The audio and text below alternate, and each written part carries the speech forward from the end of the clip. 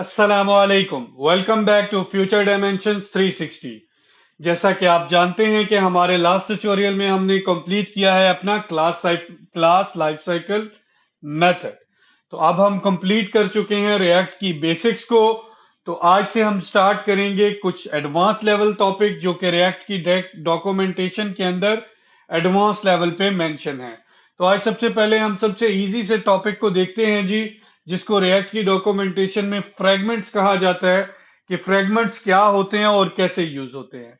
Let's go ahead और एक example के थ्रू इसको लर्न करने की कोशिश करते हैं कि फ्रेगमेंट्स क्या होते हैं और इनका यूज क्यों किया जाता है।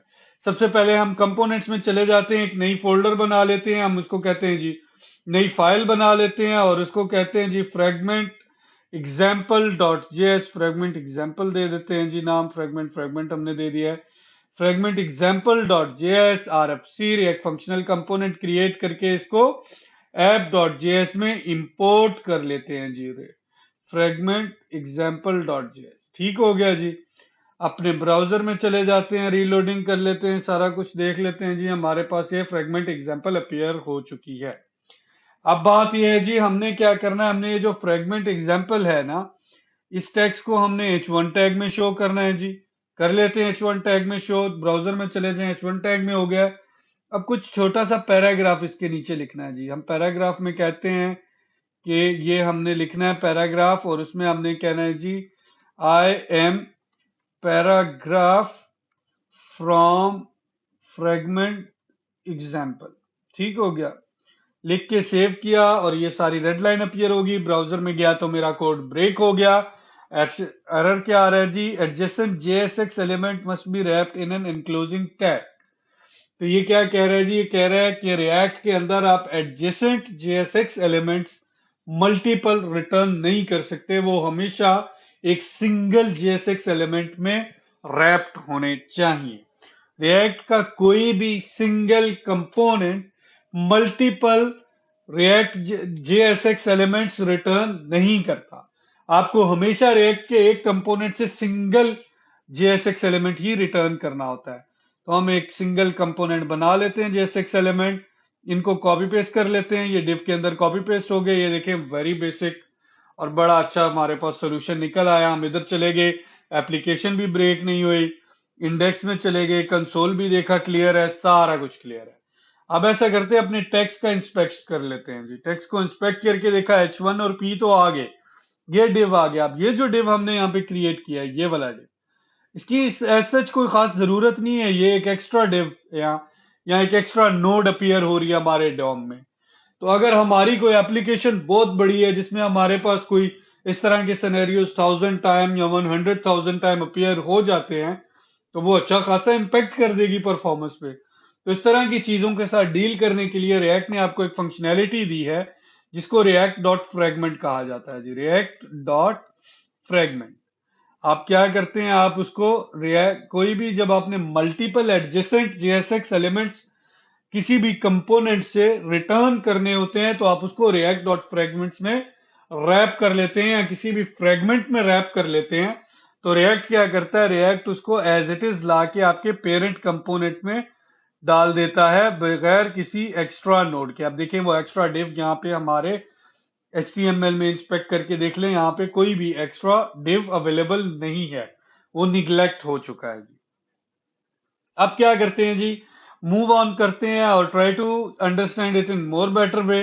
सो लेट्स गो अहेड और क्या करते हैं, एक नई फाइल क्रिएट कर लेते हैं टेबल डॉट जेएस की। ठीक हो गया।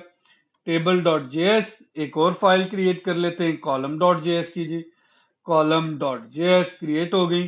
टेबल डॉट जेएस में रिएक्ट फंक्शनल कंपोनेंट क्रिएट कर लिया, इसको टेबल का नाम दे दिया, इसके अंदर एक टी बॉडी लगा ली, उसके अंदर एक TR लगा लिया जी। एक रो भी बन चुकी है हमारे पास टेबल की। इसी टेबल को हमने इसको यहां से कमेंट किया और इसको यहाँ पे इंपोर्ट कर लिया जी टेबल को। ठीक हो गया। अब इधर चले गए, इधर एक और एक फंक्शनल कंपोनेंट क्रिएट किया जो कि कॉलम है। कॉलम में मैं कहता हूं एक डिव होगा, डिव के अंदर दो TD आ जाएंगे। पहले TD में नाम हो जाएगा जी नेम कह देते हैं, और सेकेंडली हमारे पास फिर TD अपेयर हो जाएगा जिसको सेल कहते हैं, और उसको मैं नाम दे दूंगा फ्यूचर डायमेंशंस 360 का। ठीक हो गया।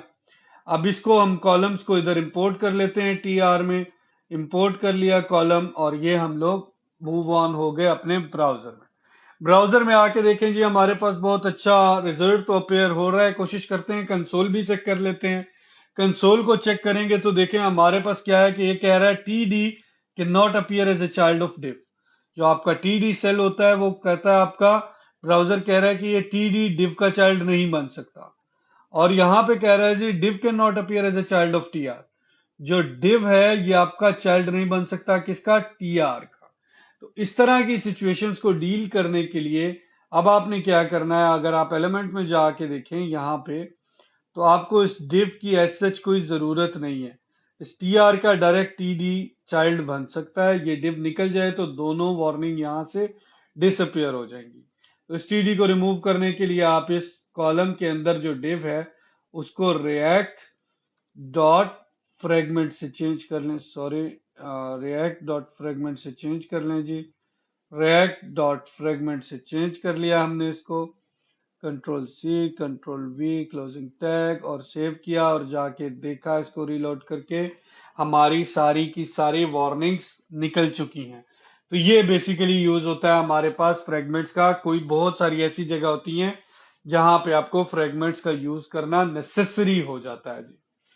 तो एक और चीज देखते हैं जी, फ्रेगमेंट्स का शॉर्टकट क्या होता है। विदाउट एनीथिंग आप ओपनिंग और क्लोजिंग टैग लगा दें तो वो भी एक फ्रेगमेंट की फॉर्म होती है, उसको भी फ्रेगमेंट ही कहा जाता है।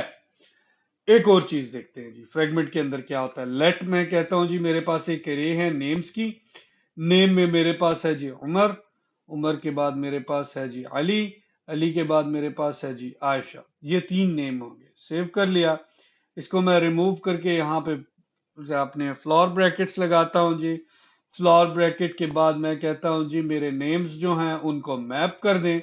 मैप कैसे करना है जी, आपने उनको नेम और सॉरी राउंड ब्रैकेट पेरेंथेसिस और नेम, और उसके बाद आपने पेरेंथेसिस फिर से लगाने हैं।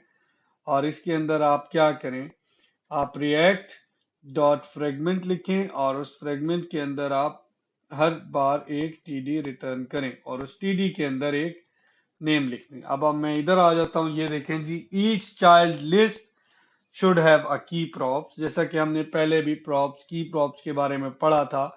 तो रिएक्ट फ्रेगमेंट आपको ये फंक्शनैलिटी देता है कि आप क्या करें, आप इसके अंदर अपनी की को पास कर सकते हैं। आप इसके अंदर की प्रॉप्स भी पास कर सकते हैं। ये फंक्शनैलिटी रिएक्ट के फ्रेगमेंट्स के अंदर अवेलेबल होती है। रीलोड करें, ये देखें जी, आपका सारा का सारा एरर खत्म हो चुका है। तो ये है जी बहुत सी बेसिक्स आपके पास फ्रेगमेंट्स के बारे में, क्यों यूज किए जाते हैं, किस जगह और किस तरह से यूज किए जाते हैं। अगर आपको कोई क्वेश्चन है इससे रिलेटेड तो आप हमें कमेंट बॉक्स में कमेंट कर सकते हैं, हमारे मेल बॉक्स में मेल भी कर सकते हैं। प्लीज हमारे चैनल को सब्सक्राइब करना या लाइक करना ना भूलिएगा जी। मिलते हैं नेक्स्ट ट्यूटोरियल में। अल्लाह हाफिज।